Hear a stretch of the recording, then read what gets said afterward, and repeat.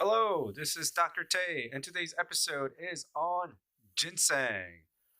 Just note that yes, I am a Korean herbalist, and no, I don't run a Korean business selling a lot of ginseng and deer antlers in my office. My Chinese teachers would be very disappointed if I continue to lead that type of business. And this is not to throw some shade on Korean practitioners out there in the medicine world, in traditional medicine, is that Korean people, being in a highly capitalistic society, they just sell a ton of ginseng, whether you like it or not.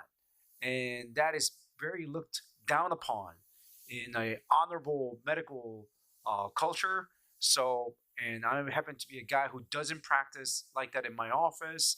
But today's episode is on ginseng. So the character ginseng is pronounced Ren Shen. This right here is the character for person, and this is the character for root.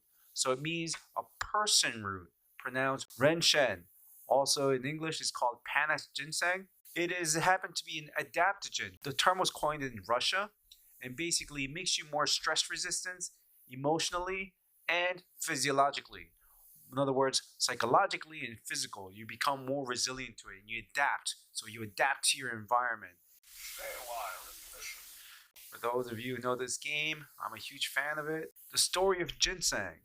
You're not going to get this story in other types of videos, so here it is. The story of ginseng is based on this hunter family. They were these hunters, a father and two sons. The father says, don't go out there, but these two sons go out there anyway up in the mountains in the winter. The two sons get lost, and they hunted a lot of animals and game, and the snowstorm came and blocked all their entrances or exits out of the mountain, and they got stuck there. And the two sons continued to eat all the games that they hunted, and they ran out, and they were looking for things to eat and forage out of the mountain. And then they found this red plant, and they dug it up that was different from all the other plants, and they started eating it.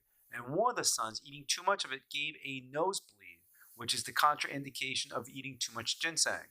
And the two sons, having survived the entire winter, several months later, came down from the mountains, and they were able to tell the story. And this story was the first story that was told how ginseng came about.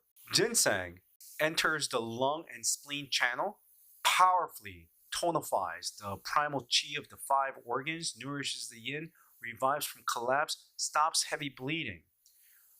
Caution and contraindication: do not take when you're sick with a pathogen. So if you get sick, like you get the sniffles and like got the sore throat, you should not be taking this ginseng because it's going to make the pathogen stronger. So instead of making you strong, it's going to make the virus or the pathogen even stronger. Do not take this when you're going through an exploding state of anger. It's going to make you even feel angrier, and that anger may not subside. Fire constraint, especially in the blood levels. If you know the four levels of where the energy is, I'm not going to get into it, but that's one area. 4, do not mix ginseng with coffee or other stimulants unless you're a person like me and you're crazy and you can take things and not get headaches and not get nosebleeds. This is found in Korean food called samgyetang. And some people who are Chinese medicine, they would interpret it as 3 chicken soup. Sam means person, not 3. So just make that distinction. And there are some teachers out there who make this bold mistake. It's not 3 chicken soup. Insam cha, ginseng tea. I love this tea. I'm drinking it right now in my tea. Insamju means ginseng wine. This is another variation of it. This is sansamju, means wild ginseng wine, or the san character means mountain.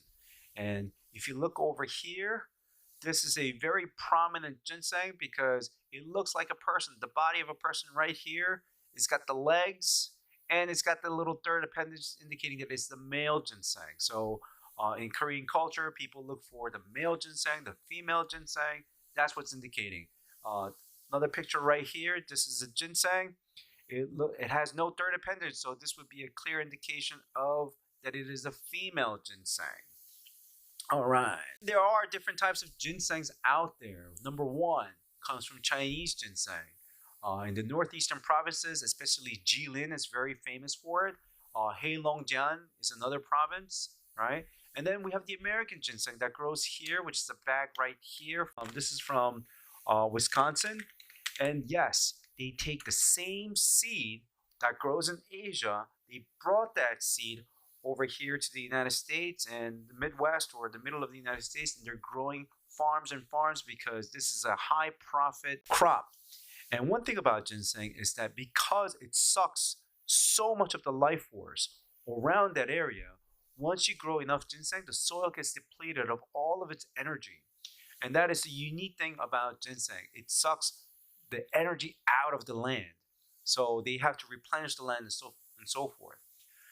The Siberian ginseng, American ginseng, is different from the Chinese or Asian ginseng because instead of tonifying the lung and the spleen, it tonifies the lung and the stomach, and it's cool instead of being warm. So American ginseng, it's more appropriate for ladies than men. Having said that, men can still take it. Siberian ginseng is good for a lot of preventative to raise your immune system high before this flu or cold season.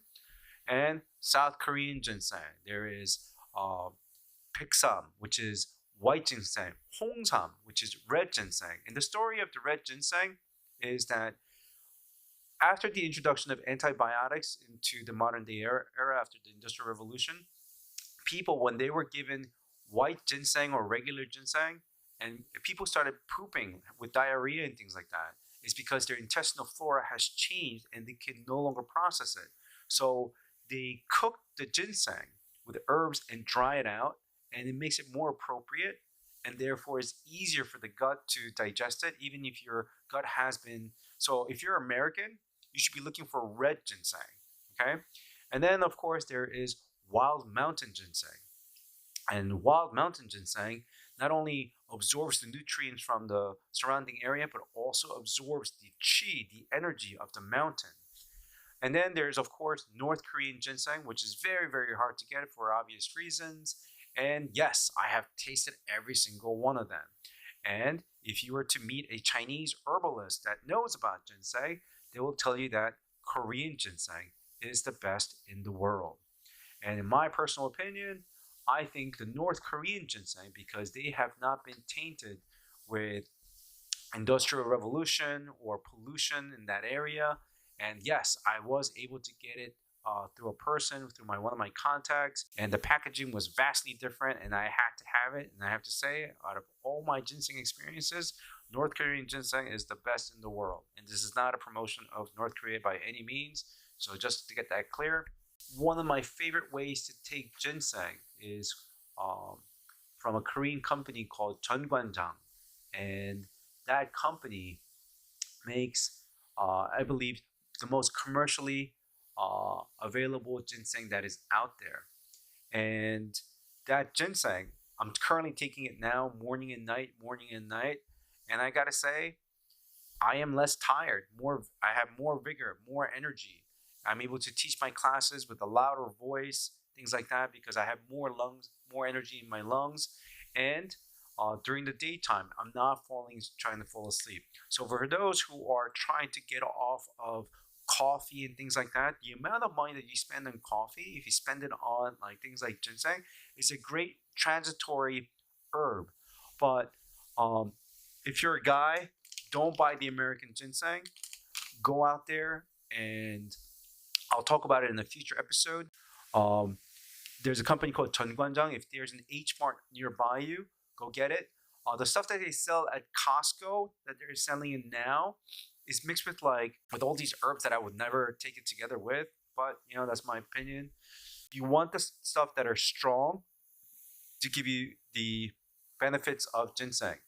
Now, there is a research coming out in 2024, and that talks about all of these different things about how great ginseng is. That is an adaptogenic, immunoregulatory, and that it is promising the bioactivities, including immunoregulatory, adaptogen-like effects, anti-aging effects, anti-tumor effect, as well as their cardiovascular and cerebral vascular system, central nervous system, obesity and diabetes, and interaction with the gut microbiota.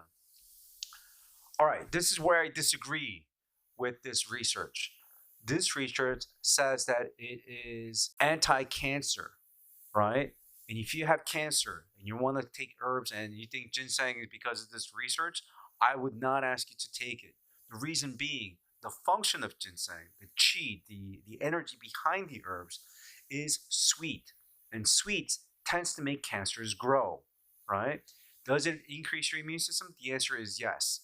I talked about this in my previous videos that Huang Qi, which is an herb called astragalus, was known to increase the immune system.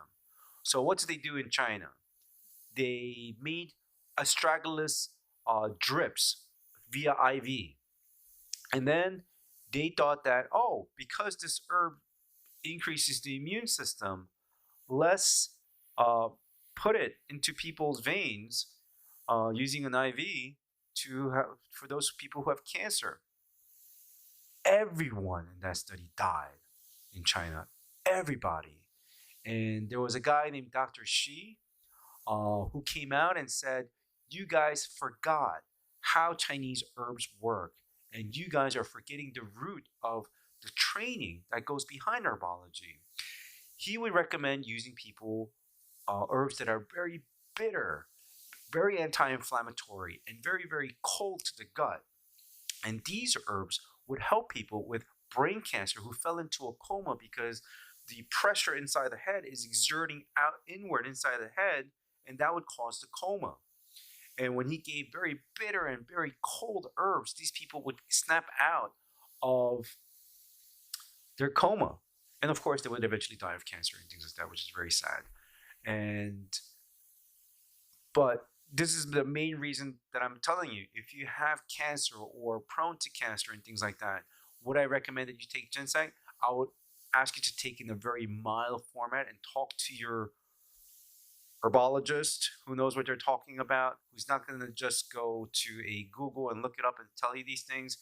Make sure that they do have a background in herbology, minimum an actual degree, not an acupuncture license, to get this type of information, to get this advice. And what I would recommend for people to take this type of herbs are people who are coming out of surgery or giving birth and they feel tired and they fatigue. Ginseng is very good for that component where it adds to your primal energy to bring you back to rigor and recover from a serious injury. All right, having said all of that, I'm drinking my ginseng tea. And last, this is the ginseng that I put in my tea.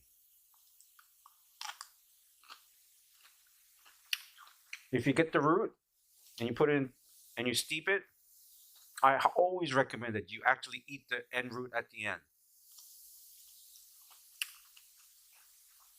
And this is a very farmed, commercialized ginseng. It's not wild. I'm able to know which one is wild ginseng because one of the herbal masters that I used to hang out with, he used to make me count the notches. And you can actually tell how many years the ginseng has survived, especially if it's from the wild. All right, until next time, take care. Bye-bye.